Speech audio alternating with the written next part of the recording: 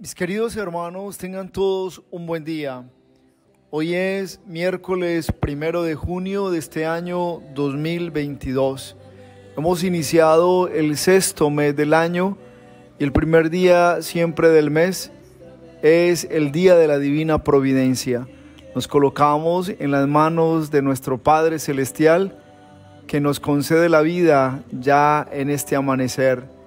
Es el Señor quien habla a nuestro corazón por la misma palabra hecha carne, por Jesús el Señor, quien en el Evangelio nos invita a estar unidos profundamente al Padre Celestial, en la verdad y en la gracia que procede de la inhabitación del Espíritu Santo.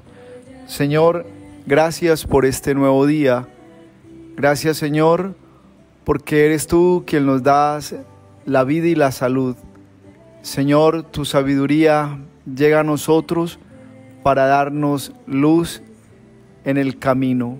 Por eso es claro, lámpara es tu palabra para nuestros pasos. Lectura del Santo Evangelio según San Juan. Gloria a ti, Señor. En aquel tiempo Jesús, levantando los ojos al cielo, oró diciendo: Padre Santo, guárdalos en tu nombre a los que me has dado, para que sean uno como nosotros.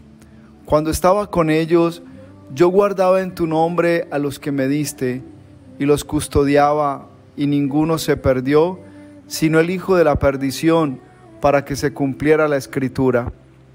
Ahora voy a ti, y digo esto en el mundo, para que ellos tengan mi alegría cumplida. Yo les he dado tu palabra y el mundo los ha odiado, porque no son del mundo, como tampoco yo soy del mundo. No ruego que los retires del mundo, sino que los guardes del mal. No son del mundo, como tampoco yo soy del mundo. Conságralos en la verdad. Tu palabra es verdad.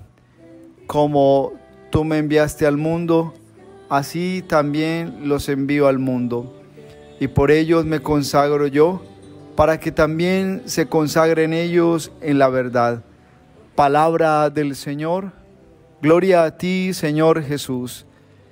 La palabra de Dios, hermanos, que en este día nos trae la liturgia de la Iglesia para la Santa Misa, nos lleva sobre todo a descubrir el valor de la obra misma de Jesús en nuestro corazón. Cuando hemos dejado a Jesús ser Señor de nuestras vidas, nuestra vida se hace fuerte y valiosa a los ojos del Padre Eterno. En la primera lectura vemos a un Pablo que se está despidiendo de la comunidad de Éfeso. Un Pablo que aprendió a llegar a las comunidades. Un Pablo que también tomó tiempo para estar con ellas, pero un Pablo que cuando le tocó irse, marchó también silenciosamente. Hoy él se despide de esta comunidad a la cual amó con profundo sentimiento. Pablo está despidiéndose y el despedirse hace varias recomendaciones. La primera es cuidar de los que van creciendo ya en la fe, cuidar de los hermanos de la comunidad. Y ese cuidar requiere sobre todo que se ayude a llevar a las personas a su meta, que las personas alcancen el propósito de Dios en sus vidas. Cuidar no es solo conservar, cuidar es ayudar para que cada persona cumpla su tarea, su misión, así como Dios lo ha decidido sobre la propia existencia. ¿Qué se cuida? Se debe cuidar los hijos, se debe cuidar la familia, se debe cuidar la iglesia, se debe cuidar los hermanos de la fe, se debe cuidar el trabajo, se debe cuidar la salud, se debe cuidar todo lo que el Señor nos da. De tal manera que en esa primera lectura, Pablo insiste que se debe cuidar sobre todo el hecho de la conversión, el camino de la gracia y de la fe, porque se corren peligros de lobos feroces que quieren venir con doctrinas extrañas a desviar a muchos del camino. Es fácil ver cómo llegan personas a la vida incluso de la comunidad a confundir el camino que tal vez ya se ha hecho en ese tema del discipulado de Jesús. Por eso todos somos responsables del crecimiento de aquellos que Dios plantó a nuestro lado. Somos responsables de las personas a las cuales el Señor nos pide pastorear. Si una persona está predicando, si una persona está incluso administrando un lugar, esa persona debe entender que no es un simple administrador. Esa persona debe entender que es un responsable de las ovejas de Dios, de responsable de la familia o de lo que se le delegó a los ojos del mismo Señor. Todos tenemos una tarea y es cuidar lo que se nos ha encomendado. Y cuidar es ponerle sobre todo la fuerza, el amor, ponerle también el sentido para que muchos lleguen a cumplir lo que Dios está pidiendo en sus vidas.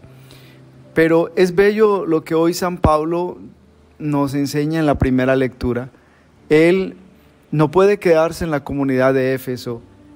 Él sabe que tiene que partir y ya nunca más va a regresar.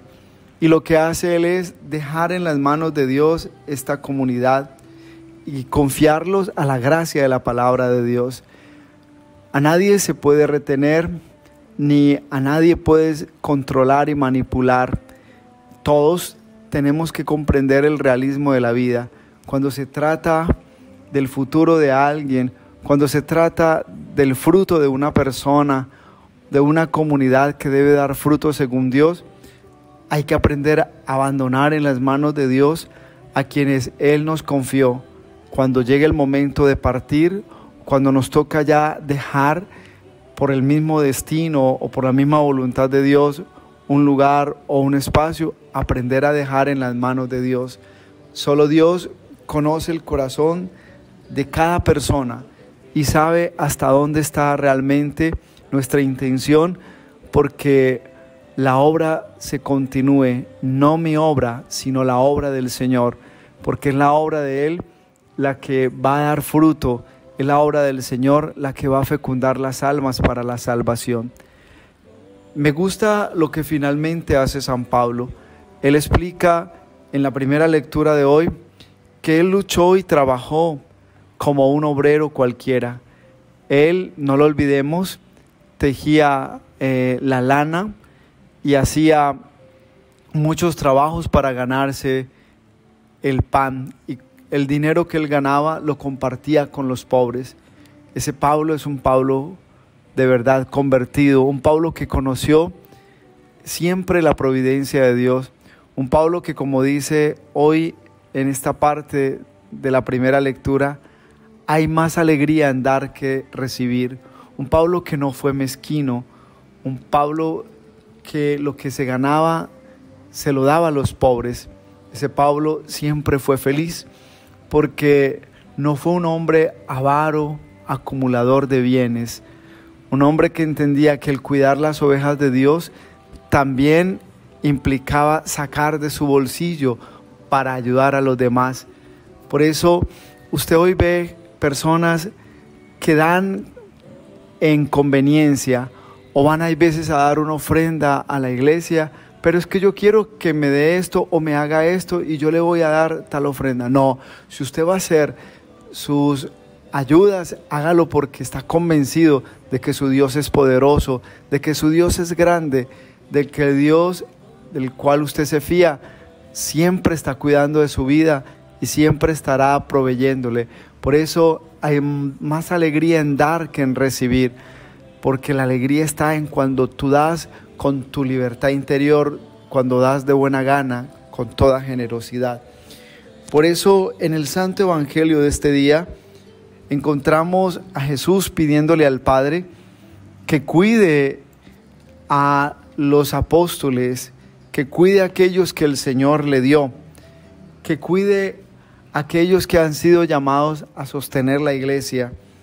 Y por eso tenemos que entender que la única gracia o la gracia de Dios es la única que nos preserva, que nos ayuda a ser fuertes para no tener parte con el mundo.